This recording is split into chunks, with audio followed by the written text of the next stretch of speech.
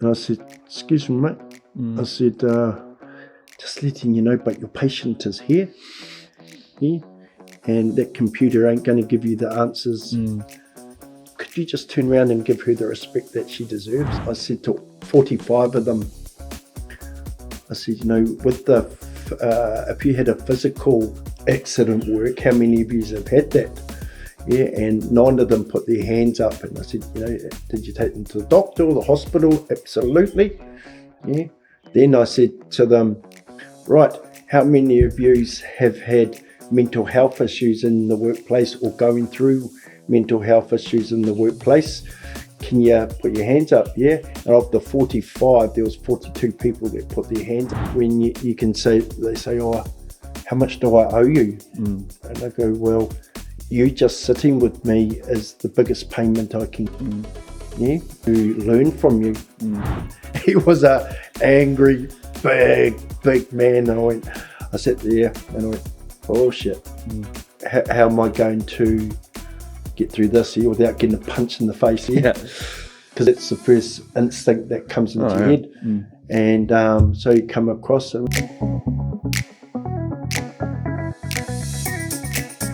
G'day everyone, welcome back to the Forge by Fire podcast. Firstly, I'd just like to say sorry for the delay between episodes. It really is our heart and passion to be bringing this as regularly as possible, but over the last little while, it hasn't been so possible. So sorry for the delay, but we're back, and boy, have we kicked off the reboot in an awesome way. I've got Scotty, the legend, here with us from the You OK Bro bus. We're hearing about his story and what he's been doing. Scotty, it's been awesome. Thank you, bro. Thank you. You know, just to be in the shed.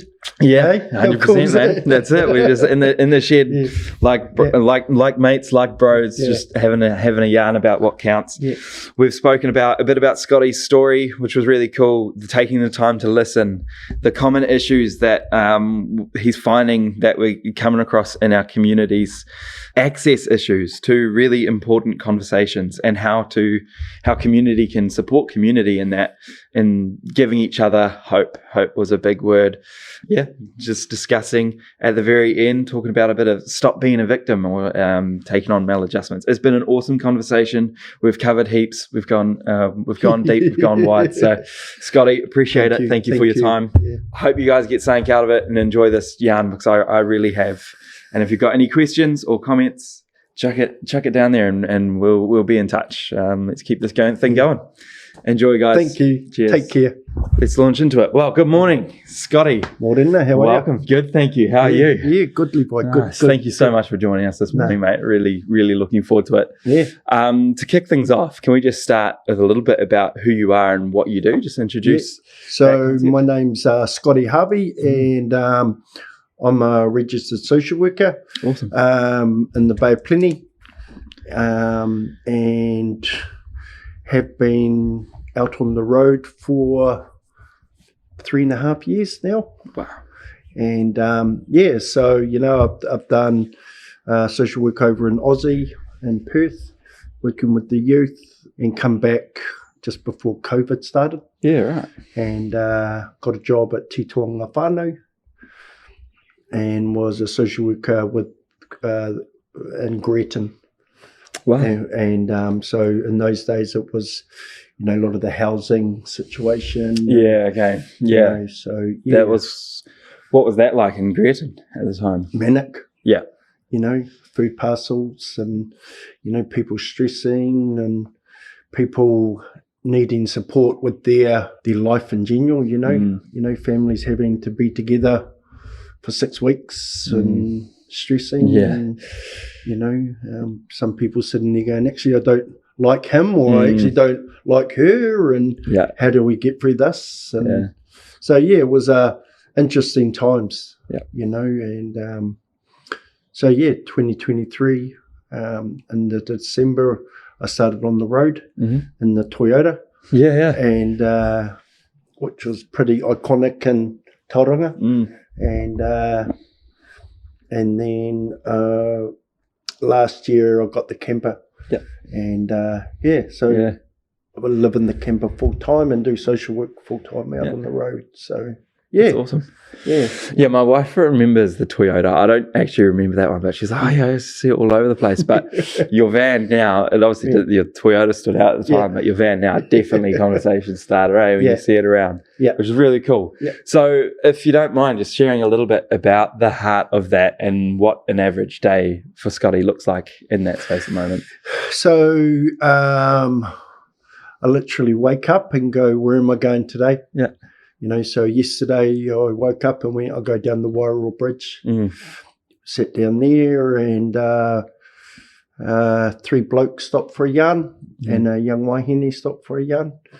And so I finished at about 2:30 and went, I'm done for the day. But then I can wake up and go, right, I'm going up to Bowentown, go sit up there.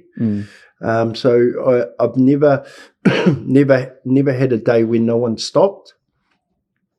So some people will stop for a yarn and just go, oh, what's this all about, and all that. And then I'll go, how are you?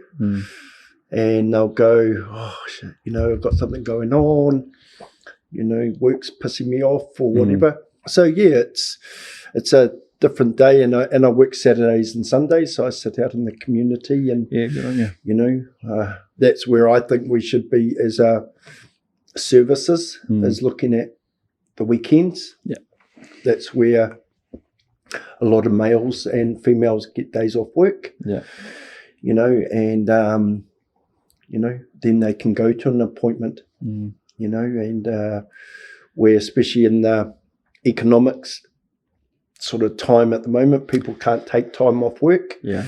And as we know, it can take a long time to get a doctor's appointment. It can take even longer to get a counsellor appointment. So, you know, instead of waiting up to 12 weeks, you know, blokes want to go, I'm ready to talk now.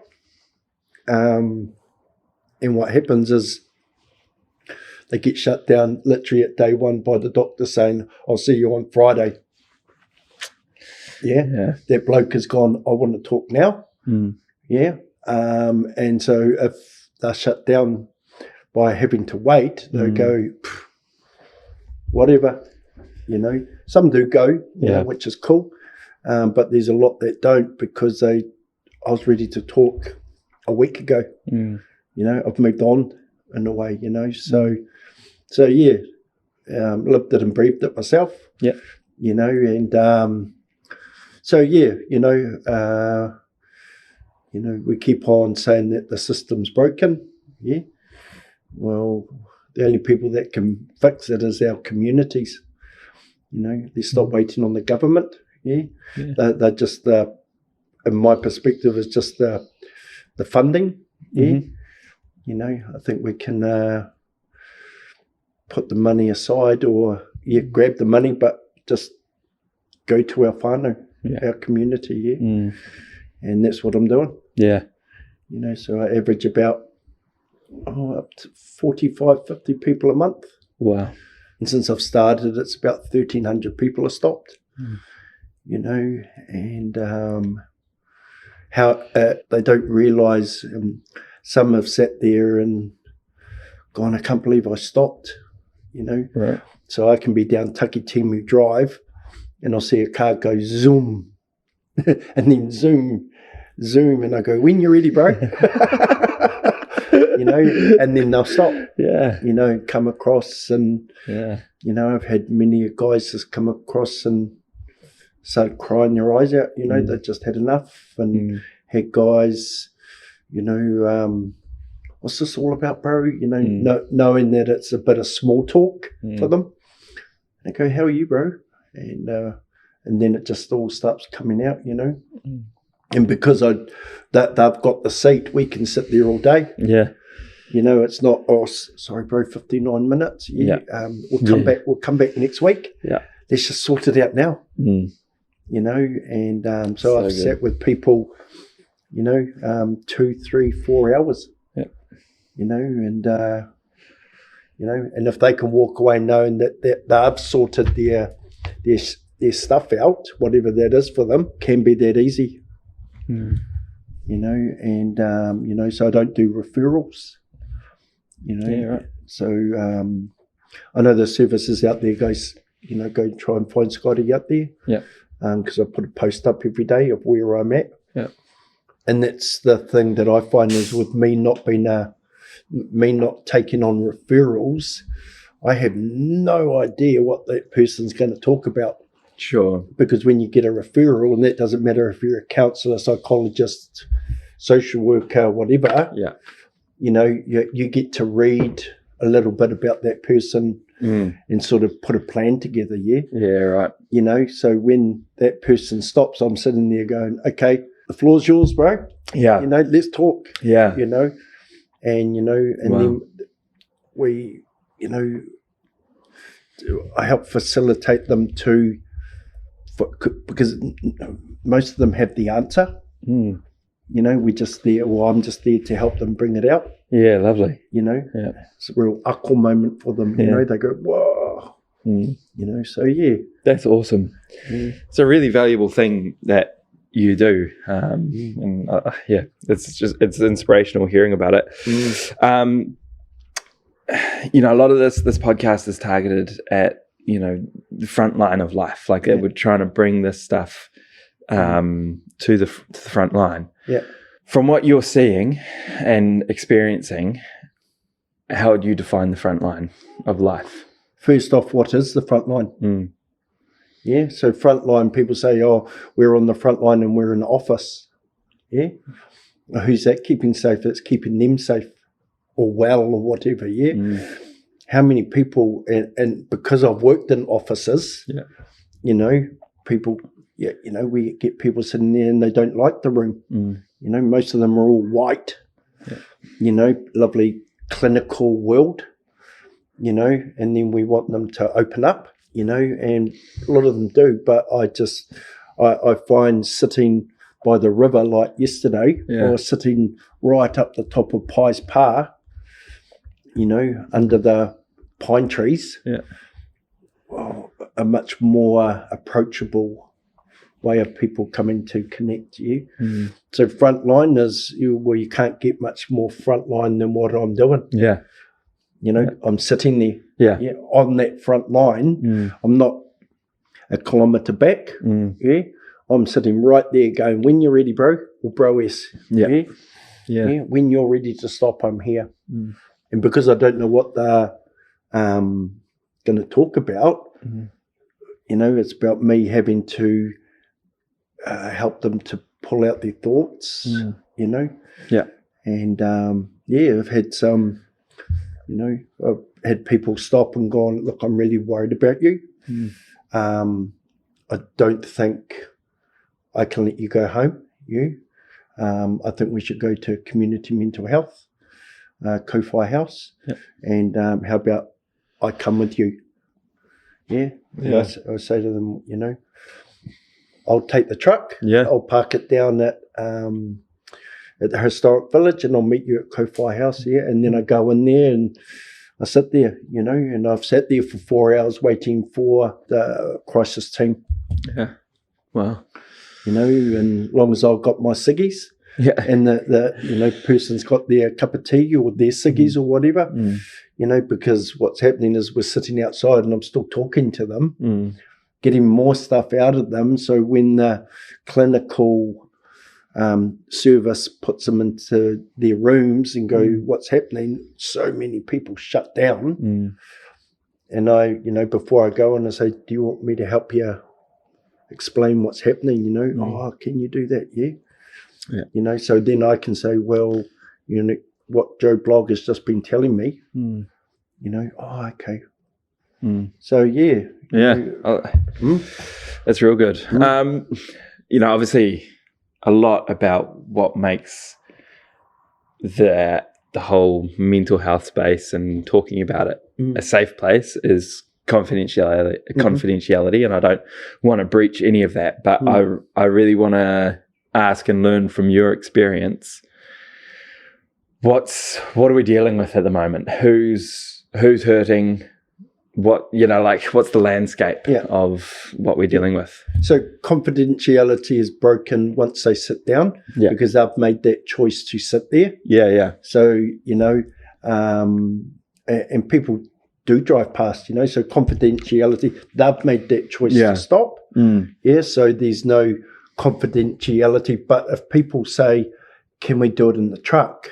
Absolutely. Yeah. You know, so that's the choice. They can make that choice. Yeah. But 99% are just happy to sit out there. You know, so what am I seeing? I'm seeing a lot of males stopping about their partner going through menopause. Okay. Wow. You know, and what do I do? How do I get through this? Menopause is a massive issue that's not getting talked about, you know, for the wahine, and for the partner or the husband and the kids, you know. It's sort of like the last taboo to talk about.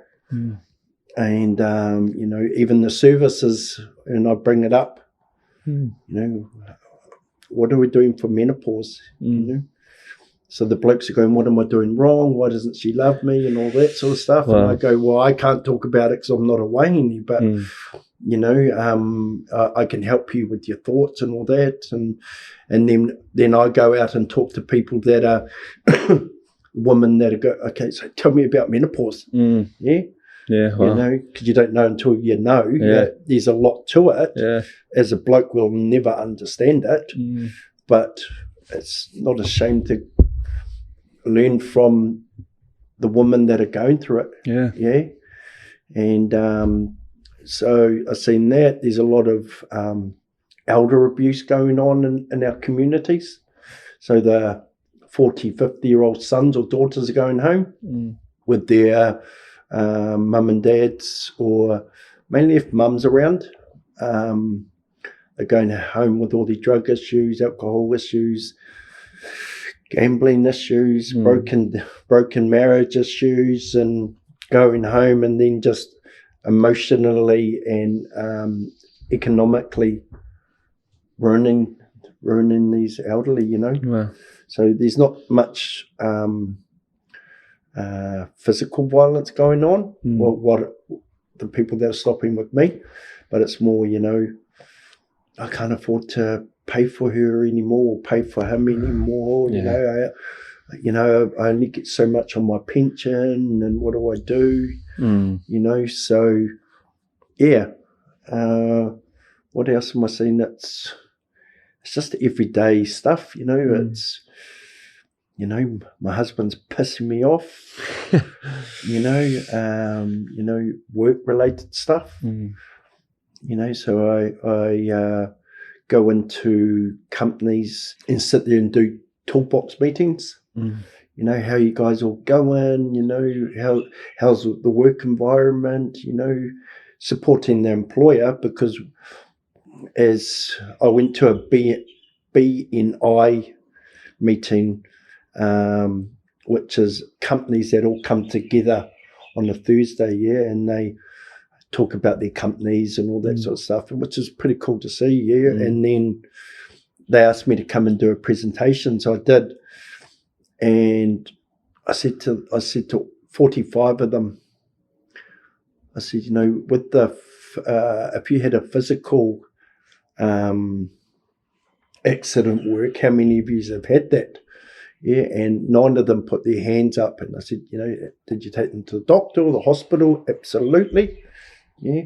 Then I said to them, right, how many of you have had mental health issues in the workplace, or going through mental health issues in the workplace? Can you put your hands up? Yeah. And of the 45, there was 42 people that put their hands up. Yeah. Wow. You know, and I stood there and went, holy shit. Yeah. We're really pushing the physical safety of the companies. Absolutely. Yeah. But actually there's a bigger underlying issue with mental health, you know, the well-being, you know, and so I go out to sort of blokey bloke companies, you know, like plumbers and mechanics and diving companies, and they're all hard men until they're not, you know, and you know, well, there's nothing, they don't have to be going through something, but it's about making sure that everyone's well. And hey, if you're not well, I can sit here in your car park all day, and we can talk all day. So yeah. Why not? Why do we have to make people come to the office? Yeah, let's go to them. Yeah. And that's where the funding is stuffed up. Yeah, because the funding says you can do stuff in your office and all that sort of stuff. Absolutely. Yeah. But we're sort of tied up by the funding side of it to go, well, we can't go sit in the companies and all that sort of stuff. Yeah. Our contract doesn't allow that. I think that's pretty much starting to change. There's a mental health wellbeing 2026 to 36 draft that the government have just brought out. Okay. And it's a lot about the toolbox stuff and people getting support at the workplace. Yeah. And is that encouraging for? Oh, it's encouraging for companies to go. There's EAP out there. Yeah. But how hard is it for a social worker to go to a company and do a toolbox meeting? How are you?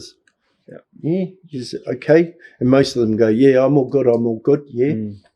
But but what you've done is put the seed in for them to go, actually, I'll go catch up with Scotty on the side of the road.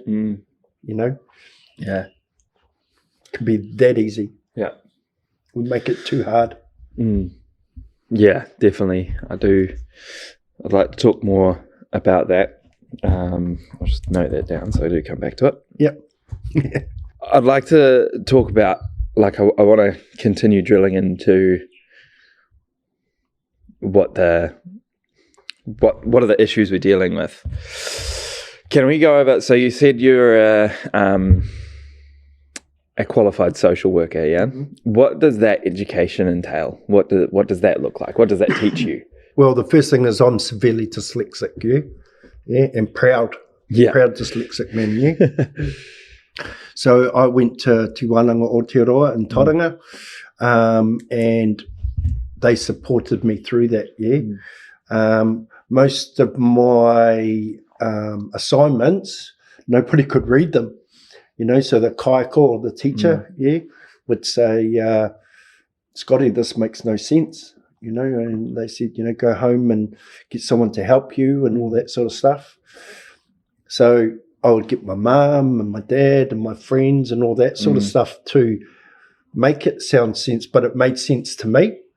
So I went, now everyone's writing or helping me do my assignment so it makes sense to them.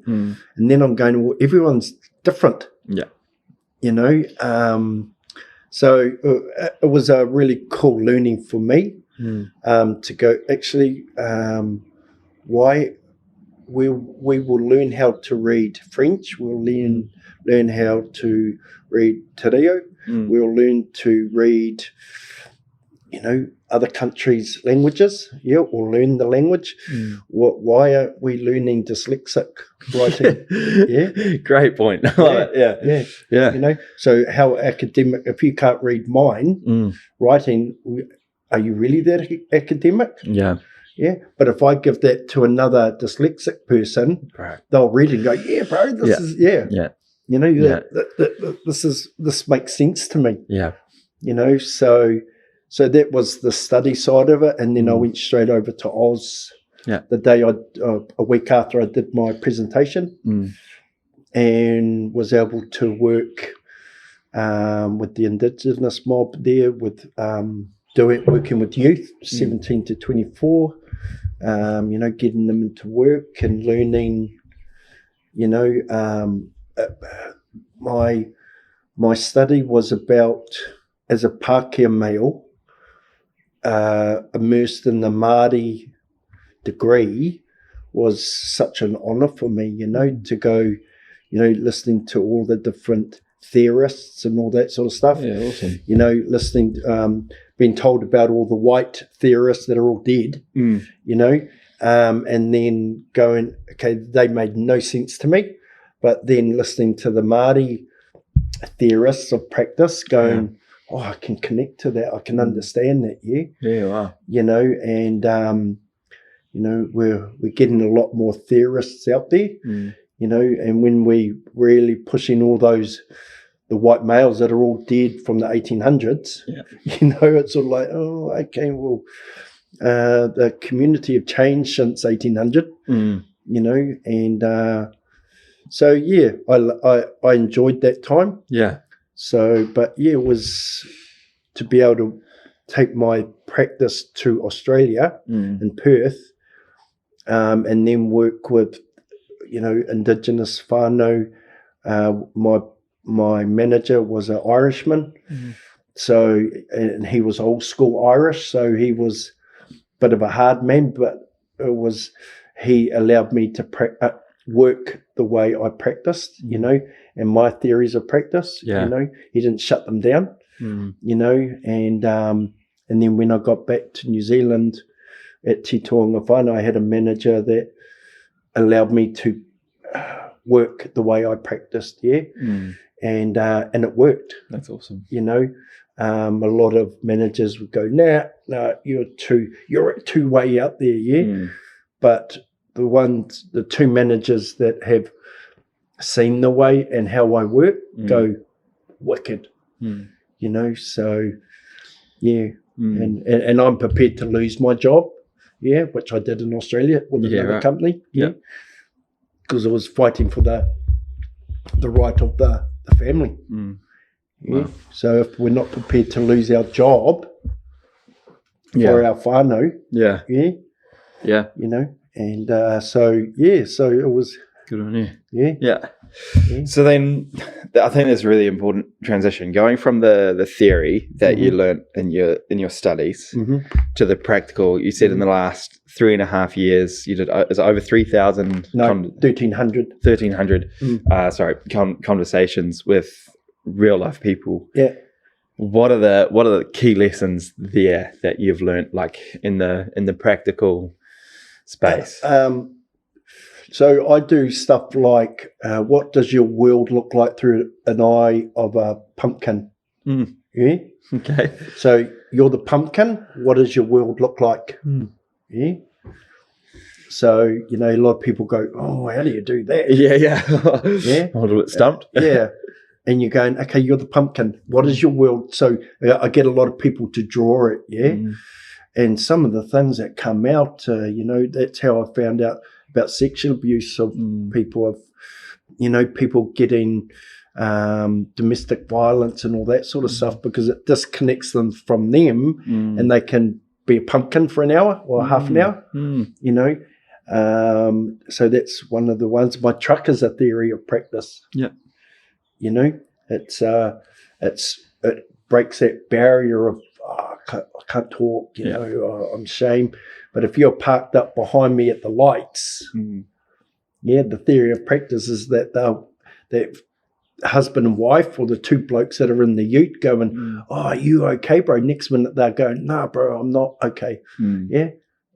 So the community are looking after the community. You know, and that's what the truck does. You know, the car used to do it, just people used to crack up at the car. You know, but then I had people writing their names of loved ones that they had lost. You know, so we don't have to be a clinical world. And our communities deserve a different way of working. You know, there is a time and a place for clinical work, absolutely. But you know, why can't this be? This shed, why can't this be an office? I'm with you. You know, it's very relaxing, isn't it? And a far more approachable than clinical environment. So, am I hearing trying to work out the key issues that you've identified in your 3.5 years of being in this community? You know, obviously you touched on the the husbands and wives going through menopause and the challenges for the husbands, elderly abuse, and just the small things in life. But I'm also hearing there's a lot of a theme of just making it accessible. Is that one of the key lessons you've learned of sitting with people? Absolutely. Yeah. You know, it's about not waiting for someone to get unwell. Yeah. Yeah. So when a person stops, they've made a massive choice in their life to stop. Yeah. And I think how brave you are. Yeah. Yeah. And, you know, sitting under a pahutakawa tree and telling me that they've been sexually abused. And because I'm a social worker, I've got all these networks that I can go, okay, well, you know, we can keep on yarning, which we normally do. And then I'll send a referral to, you know, I have a great kitty full of people that I work with. Yeah. You know, or someone that needs food or someone that needs budgeting. Boom, you know, as soon as they leave, you know, a referral sent straight away. You know, and the services that I use normally get hold of that person within a day. You know, the men's groups that I refer to.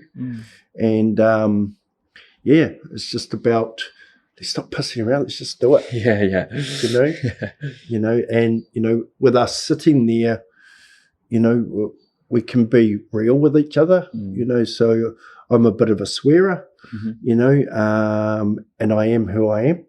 Yeah. And, but then if you're sitting with a bloke and he goes, oh, I'm going to have a ciggy, bro. Oh, cool. I'm going to have one too. Yeah. You know, next minute they're relaxed and swearing themselves, you know, and it's just about reading the person, you know. If you're sitting with a nanny, you don't sit there and swear. Yeah. You know, it's all about politeness. But, you know, or you're with I've had a 10-year-old girl stop, you know, and talk about stuff that was going on with her family, yeah. So you're not sitting there swearing and smoking and all that sort of stuff, yeah.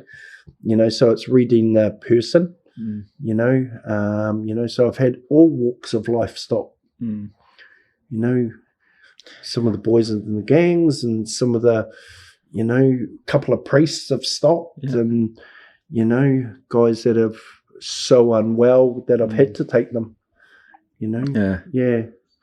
So, like, if the issues are that broad and are affecting such a wide range of people, what can you identify as some of or a key root cause of why are so many people in our community hurting? If you would just take a minute to reflect on what you've heard over the last 3.5 years. Well, it's accessibility. Yeah.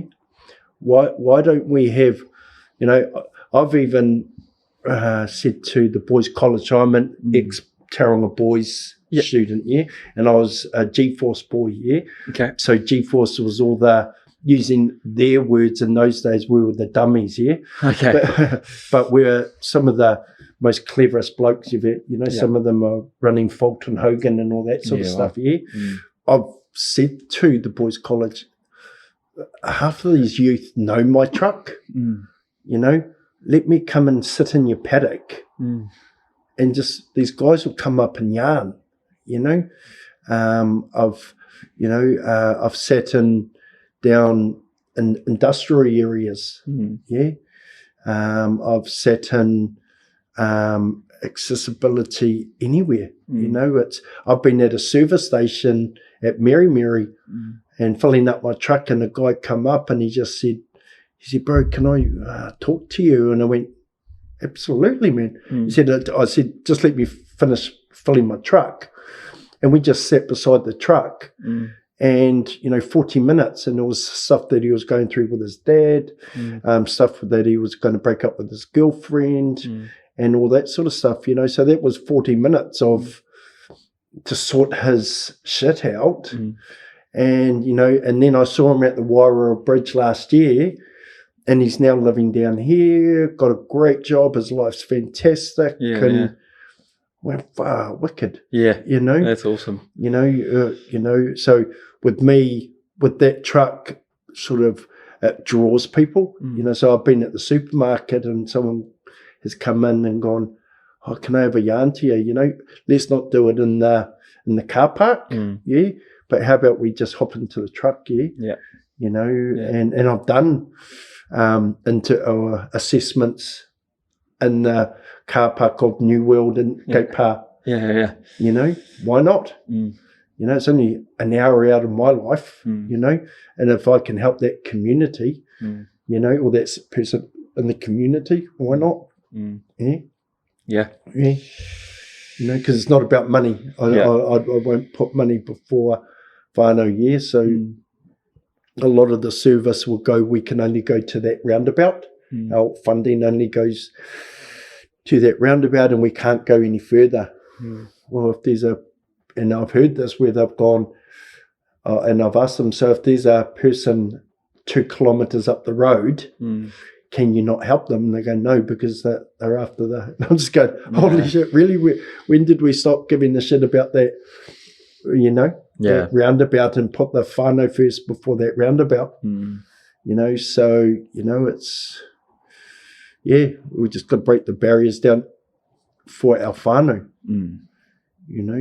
because the offices and the clinical stuff is absolutely needed, But, a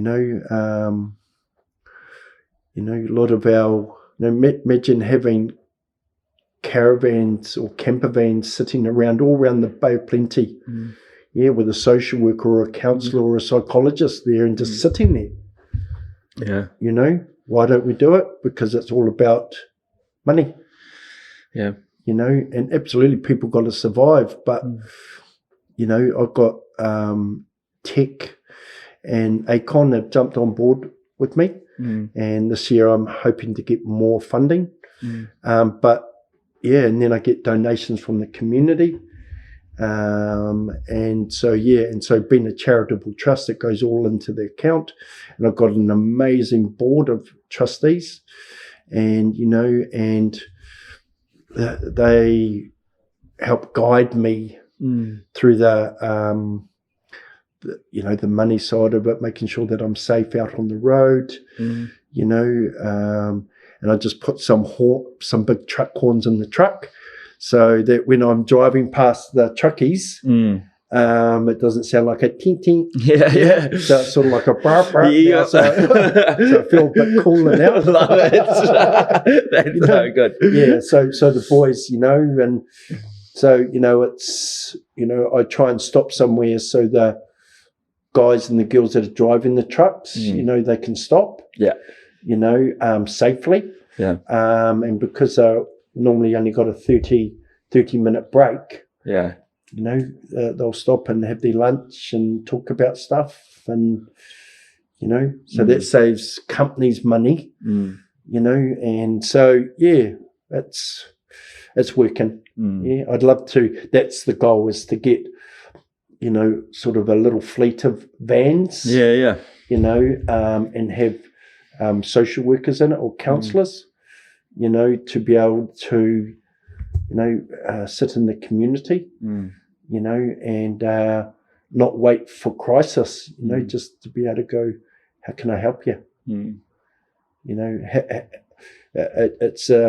It would need to be, registered counsellors or registered social workers or something like that, to give it that credibility, but also to be able to, that they've got their ethics and they're safe, the family's safe, so I love the way you talk about family and community and how obviously important that is to you. So I'd like to ask, when you say like these issues come down to accessibility, what makes a strong family? What makes a strong community where that connection, those questions are asked, those conversations are happening? What makes a strong family? It's about changing that word for a start. Whanau. Why is that important to you? I just, for me, it's a different understanding. as a Pākehā fella, Yeah. and working with the indigenous cultures in New Zealand and Australia, seeing the theories of practice, but also the just different way of thinking with whanau. You can, in the Pākehā world, is very, once they get old, we'll put them into a retirement village and good luck, see you later. Yep. That's the Pākehā world, where whanau, or Māori whanau, or the Aboriginal fellas in Aussie, it's we suck the elderly into our whanau, They look after each other, and so, family is, a family can be a mum and their kids, still a family, it can be a single dad with the kids, it can be husband and wife for a family, It's just about feeling safe and well and, communication, being able to communicate and not have to worry about getting a slap in the face or, feeling unwell and, just not, we all want to be safe. We all want to be well, but it's when we get unwell, what do?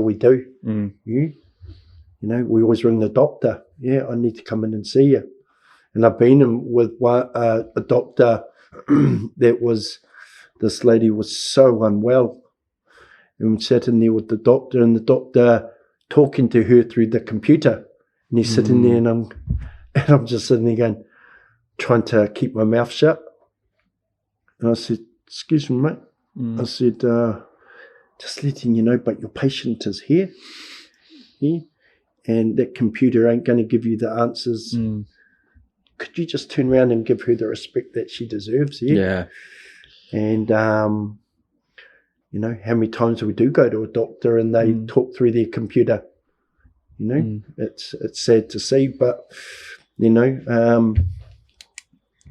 everyone's needed for a reason, and, with you doing the psychology stuff, you guys are going to get busy, man, with the, the ADHD stuff, and which is coming out more, which, a young lady I was talking to yesterday, it's totally changed her life. She's been on meds and it's just changed her life incredibly, so that's really cool, and whatever keeps someone well, whatever keeps people safe, so I think there's a consistent theme with what you're saying as far as, like, I guess it's the system versus actually reaching people, doctors using computers rather than getting to know your patient. The definition of a family versus the understanding of whanau. There are these real consistent themes in what you're saying. Can you just talk to that connection factor a little bit? Why do you think those relationships, from going from family to whanau, from a clinical relationship to a actually reaching people relationship?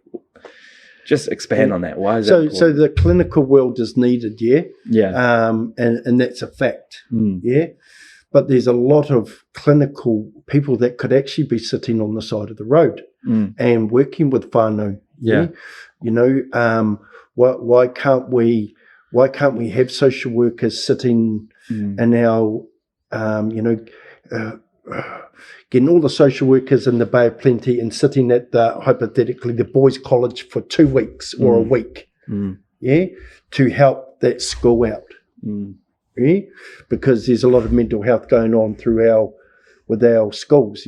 Why can't we get 30 or 20 or 10 counsellors and social workers to go sit at Ultimotai College?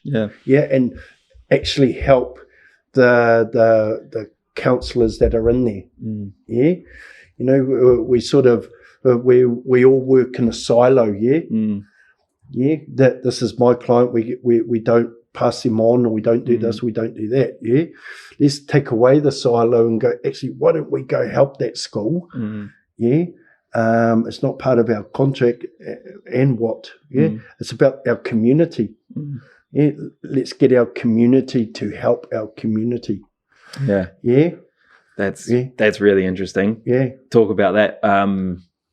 Let's get our community to help our community. Yeah, build that picture out. Yeah, yeah. So you know, it's if you go back to the world of looking through the eyes of a pumpkin. Yeah, yeah.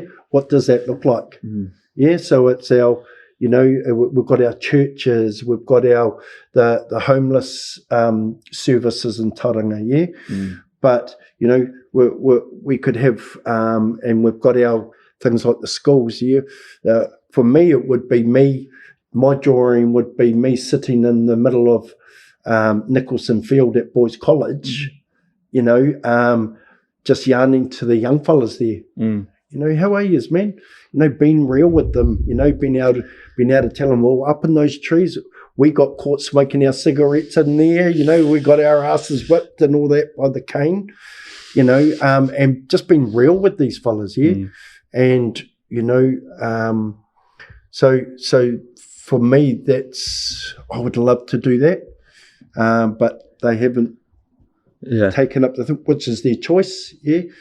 I'm sure there's probably, because it's a lot of clinical stuff behind that to go, you know, we can't do that type of stuff. But yeah, well, I see them on the side of the road, you know. So yeah, it's, you know, it's the true meaning of a social worker. Yeah, so the true meaning of a social worker is going to our community. Because I sat there one day going, you know, it's about giving hope to people. And then the best tool in the world for a dyslexic now is the good old GPT. Yes. You know? Oh, yeah. Yeah, you know, it's sort of like, hallelujah, must have been a dyslexic that come up with that. 100%. 100%. Yeah, I need help. So, you know, and it's an amazing tool, you know, and so I said to GPT, I said, what is the true meaning of a social worker, you know? So it went right back to the 1800s, a lady in England that started it by going to community, you know, and I'm going, holy shit, that's what I'm actually doing. Yeah, she went to the community, she did the food and all that sort of stuff, and such issues that were going on in that time, you know. So that's the true meaning of a social worker, you know, and you know, and we've all been through issues, whatever that is. Yeah, you know, if we all do our little bit which we are trying to do. But maybe go, actually, it doesn't really matter if our contract says we can't go past that roundabout, you know, let's just do it. Yeah. You know, because in the long run, it's about that whanau. Yeah. How do you explain to a whanau that is 2 kilometres down the road and someone is suicided? Sorry, we couldn't come down and support you because you're 2 kilometres. Sorry. Yeah. You should have gone to somewhere else, which was an hour away. Really? Yeah. You know, that's when did we stop putting whanau first? So for the picture of community helping community, like in this world, it looks like going past the roundabout to reach the whanau. Yeah. For other people in the community that, you know, are listening to this, don't necessarily have the skills and qualifications to do that kind of work. Yeah. But, you know, for a college boy surrounded by all the stuff that's happening in the college world that wants to make cultural change, for the paramedic who's surrounded by, you know, like all their colleagues wanting to do the right thing, but just the support and the, you know, the resourcing and stuff makes it so difficult. For those people, those individuals listening to this episode, wanting to be community that supports their community, how can they go past the figurative roundabout to reach their whanau? Yeah, move the chair. Move the chair. Yeah. move the chair past the roundabout. Yeah. Yeah, move the truck, move your car down the road. And, you know, how hard is it to have I went to Raglan, yeah, and I did a yarn session with they had lost a few people to suicide, young ones, yeah. And I said to them, why don't you have a yarn chair here down by the beach? Yeah. And I said, you know, so what it is, if someone's on there, you know, someone in the community knows what that seat's about, and go and sit with the person, whoever it is, yeah. And I said, so what it does is the community's looking after the community, yeah. They still haven't done it, but you know why? Because it's all about getting someone to pay for it, yeah. But you imagine a whole pile of seats around Tauranga, yeah, known as the yarning chairs, yeah. And it could be some real cool one made up, you know, and just sitting there, and someone sits there, and next minute someone from the community sits there, you know, how you going, bro? Or how you going, bro? You know, are you okay? You know, next minute, you know, especially if they're unwell, they're going, you know, maybe I should, you know, take you to the doctor, or can I take you to A&E or whatever, you know, because it's, you know, a lot of people are ashamed about talking about it.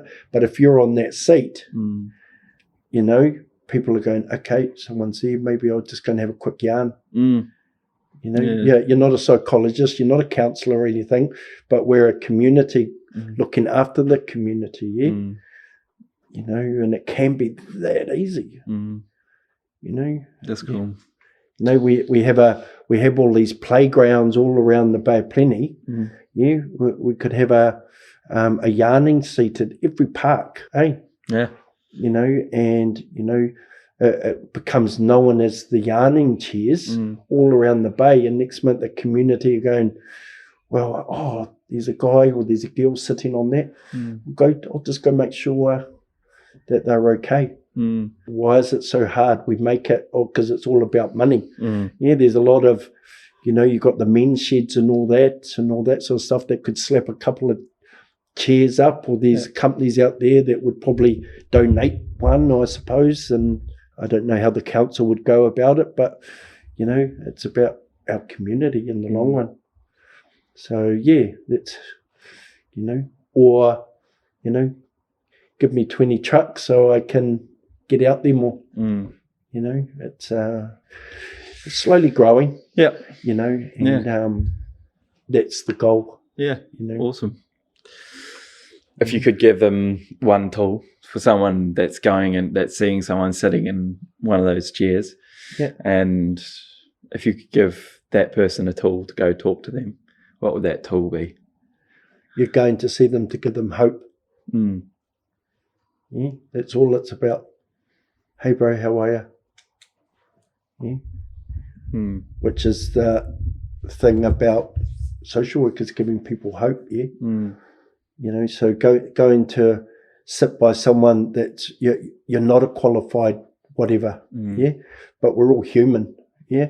And there was an Aboriginal elder that we were standing there, we're talking about the kids and all that, and he goes, Scotty, he said, I want you to do something. He said, prick your finger. So I pricked my finger, and then he pricked his finger, and he put his finger beside mine, and he goes, we're the same. Because we bleed red. Yeah. I went, oh, here's another theory of practice. Yeah. Yeah. You know, and you know, we talk about, you know, sitting with our kaumātua, you know, and yeah, you know, the knowledge that they have. Yeah. And so those seats could be so empowering. I've had a few coppers over the time that have said, you know, a lot of males will go down to water and think about suicide and all that sort of stuff, yeah?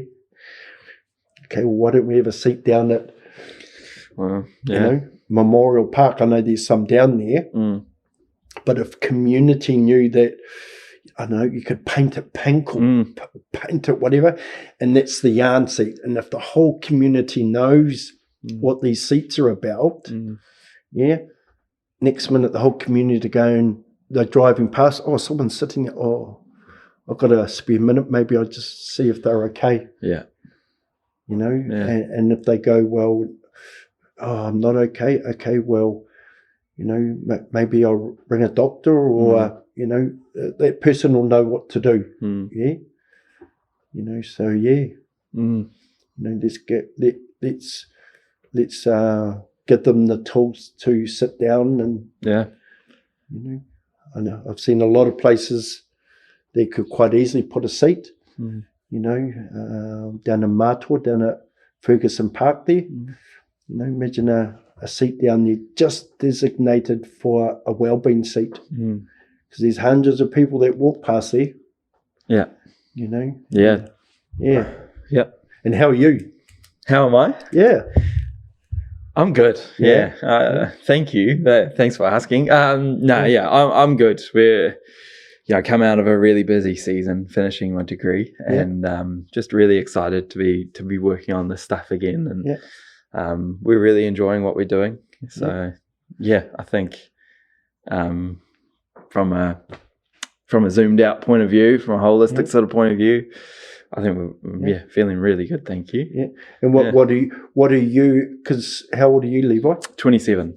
Yeah. So how do you want to see psychology? Because it's changed over the years. Yeah. Yeah. What do you want to see through the eyes of a time you finish? What, say 30? You know. Yep. You know what.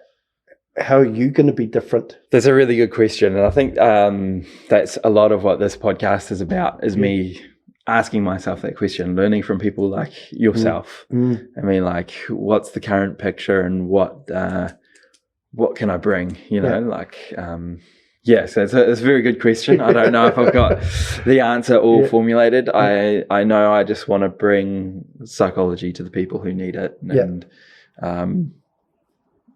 I don't know exactly how to define that, but I love working with people, and I think that gives me a great amount of inspiration to do it well. Yeah, and that's what this is about, is learning how to do it well. Yeah, and what I found, and I try and tell especially students that are doing the social work in that, if you can, go to another country, even if it's just for 6 months or whatever. Yeah, just to get a different perspective of other countries. Yeah, you know, to go, oh, geez, I thought it was bad at home. You know, or you know, learning different theories of practice, or it can make your practice that much better. You know, or you go, wow, I've got different tools that I can use and all that sort of stuff, you know. Yeah, I love that. You know, and, you know, having a young family, it could be a little bit of an adventure for you. Yeah. You know, and, you know, going to, hypothetically, could be Ireland and all that sort of stuff. You know, imagine going over there as a practitioner. Yeah. You know, seeing a totally different world over there, which has got historical stuff going on with them. You know, so I love it. Yeah. In my notes, I wrote down, early on you were talking about giving it the time and listening. You know, like, don't confine it to an hour. Take whatever time it takes, and that they have the answer. It's your job to bring that out. Yeah. And just listen. That's a really powerful concept. Yeah. I'd love to hear a little bit more about it. Yeah. So anyone can talk, not everyone can listen. Yeah. So, you know, it's, you know, we've got given these two things on the side of our head to use. Yeah. And we've got given this, but sometimes you can sit with counsellors or social workers or psychologists, and they don't shut up. Yeah. And with the doctors as well, go, no, shut up, bro. Let the person talk. Yeah. You know, so I had a male that stopped, got out of his car, and he was angry, man. He was a angry, big man. And I sat there and I went, oh shit. Okay, how am I going to get through this here without getting a punch in the face here? Yeah. Because that's the first instinct that comes into your head.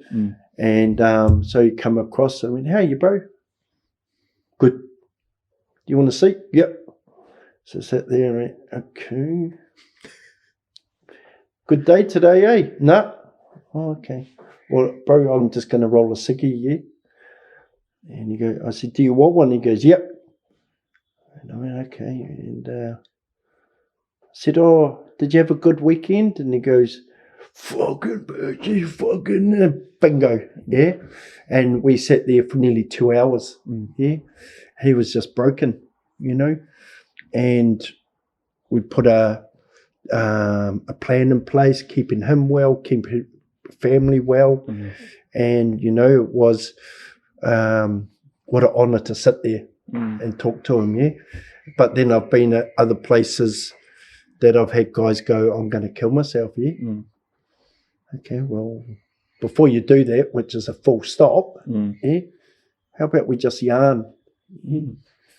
And we break it all down, and, you know, it can sit there for 3 hours, you know, before, you don't have to die, brother, you know, and break it all down, and it's all circumstantial normally.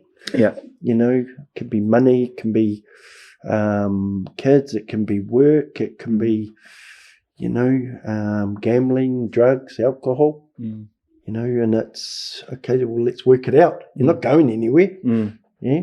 Because if I'm worried, yeah, and if you're going to be an egg about it, I'll just ring the police. I have no problem doing that, yeah? Why? Because it's about your safety. And I've never had to do that. Cool, yeah. But, you know, I'm not scared to do it, yeah? And I've never been threatened. I've never been, you know, oh, hey, bro, you know, thanks for helping me. I'll go get you a box of piss and all that. No, bro, I don't want that, yeah?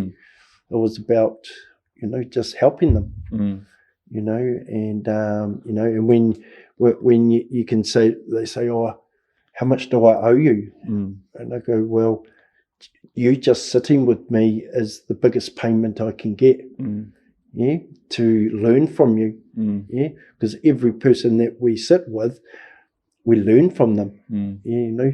It may have worked for one guy, but it doesn't work for another bloke, the way you talk to them, yeah, you know, so you can have especially when you don't know what they're going to talk about, yeah, you know, so the roughest bloke can be more broken than someone that's in a suit, yeah, or, you know, so, yeah, or this person that's in the suit that we think's got the best life ever is more broken than someone else, you know, that's, you know, not well and all that sort of stuff. So one thing about mental health, it doesn't discriminate. Yeah, it's just, it just goes, we're here. Yeah.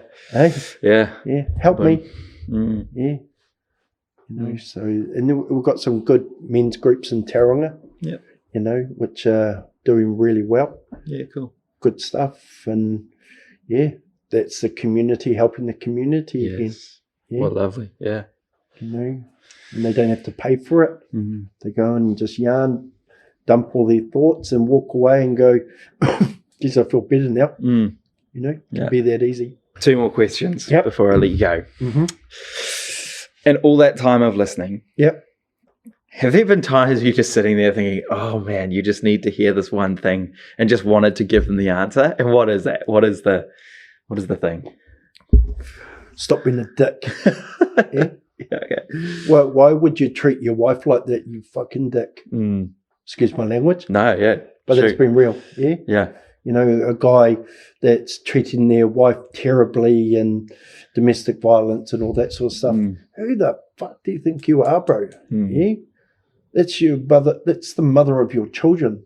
Yeah, I'm sorry that you've been through shit in your life, but come on, bro. You know, so being real to them, you know, and you know, saying stuff like, stop being a victim to stuff. Yeah, you know, stop taking on maladjustments. Yeah, maladjustments is a massive thing. Okay. Yeah. And being a psychologist, you would know what maladjustments are, or you haven't learnt that part yet? I've been introduced to the concept, but like this is I've still got a lot of learning to do, right? So, so maladjustments is me saying to Levi, Levi, I hate your shirt. It looks fucking stupid on you, And then you go home and go, I can't believe Scotty said that. I actually really love that shirt. And then you start overthinking it, And then at 2:00 in the morning, you're going, oh my God, I can't believe Scotty said that about my shirt, So you've taken on my thought, and then we start overthinking it. Oh my God, I'm not going to wear that shirt anymore because of what he said. Who am I for me to affect your thought? Yes. Yeah? You know, so we get it through school. We get it through workplaces. We get it all our lives. Our parents do it to us. You know, you're never going to be an A-grade mechanic because you're dyslexic. Well, absolutely you can. But because someone has told you can't be, you take on their thoughts, and then we grow our own maladjustments, which is, oh, I'll never be this, I'll never be, I don't know, the Prime Minister, I'm too dumb, I'm too ugly, I'm too fat. So that's our own maladjustments. So most of the people that stop with me, it's all maladjustments. Oh, I got told, you know, I'm not good enough and all that sort of stuff. Well, who told you that? It was my teacher. Well, your teacher sounds like a dick. Do they know you? Do they know that you're an amazing wife, or you're an amazing mother, you're an amazing dad? You know, and, you know, when people separate, they get into the angry, you're a piece of shit, you're a loser dad, you're a loser mum, whatever. That's all maladjustments. It's your choice to take them on. Choice, You know, so maladjustments is a massive thing, you know, especially, you know, when we're at school, being in the proud G-Force class, you know, our teachers used to, you're a bunch of dummies, you're a bunch of dumbasses, you know, really you won't be anything. Wow. You know, and that was what, 40 years ago, you know? Wow. But look at us now, most of us have all got thriving businesses or whatever, We've just used our dyslexia as an amazing tool, you know, or we get people to help us with it. You know, so maladjustments is a massive thing. And it'll be, especially psychology, is now that you've got that word in your head, it'll be, okay, what is that? And you'll hear it. You'll hear people say, well, cool. Mum told me I wasn't good enough, you know. Okay, so that's one maladjustment.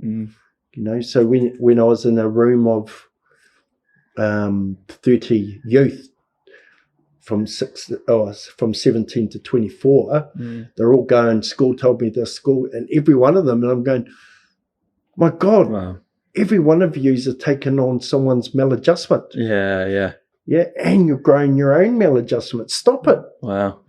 Yeah. Today, write all those maladjustments down. Burn them. Yeah. Because you're all amazing kids.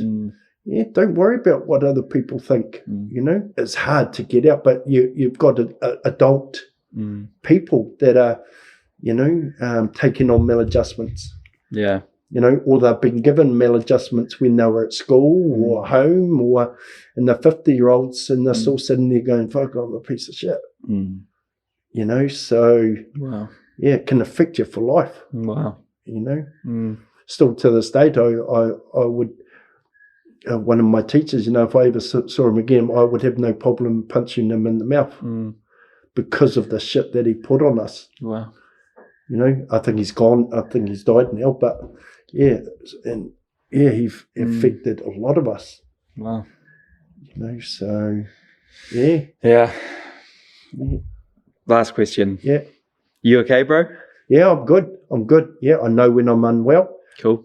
People, especially my kids, know when I'm unwell because I shut down. Yeah, don't talk very often. Yeah. Well, I slowed my talking down, and so my unwellness is because I have bipolar, but I've been really well over the last probably 7 years. Brilliant. But it can just come back like that if I get too stressed about stuff, or too many maladjustments, or too many worries, and my head starts going 100 miles an hour, and then I just many a times I've tried to suicide when I've been unwell. Goodness. Luckily, I survived. But lived and breathed it. So being well, I've got to be well, because as a social worker on the side of the road, if I'm unwell, I'm too dangerous to be out there. And so, do my supervision with my supervisor, who's my old manager. And then, my board of trustees, but I just don't, everyone that dumps their stuff on me, it's, you hold your crap, hold your shit, I don't need to hold on to it. Because if I hold on to it, I'm going to be in the mental health ward, and I've been there and I ain't going back, So, that's the biggest thing to learn is we as clinicians get dumped so much stuff onto us, and then it can start affecting people, instead of going, actually, that's your stuff. When you walk out the door, see you later. Because it's your issue, not mine. I think that's a really important point, and it's something we sort of end up talking regularly about. We've just spoken about taking the time, so I know if it's okay, we'll talk a little longer. Sweet. Absolutely. Let's take the time, because I think that's really important what you just raised, and I'd really like to touch on it. You said, am I well? I have to be well, because, and I think that's a lot of people listening to this podcast. Am I well? Well, I have to be well because, and typically it's a list of, well, I'm the service, there are people depending on me, and it's a list of people depending on them. It's their job, because, a lot of, that mentality, persons like yourself, are service orientated. So when that question comes up of, am I okay? It's more about, well, I have to be. And then you obviously touched on being able to leave other people's leave that service that you provide, leave those issues behind at the end of the day. How do you cope for people? For people in that situation we've just discussed, when you've got those people depending on you, how do you cope? What are your coping mechanisms? Well, my biggest lesson is that I don't take on other people's unwellness, because I'll get unwell, And we have seen as clinicians that that you can tell when someone's overwhelmed as a clinician, They've taken too much on, or they're too busy and all that sort of stuff.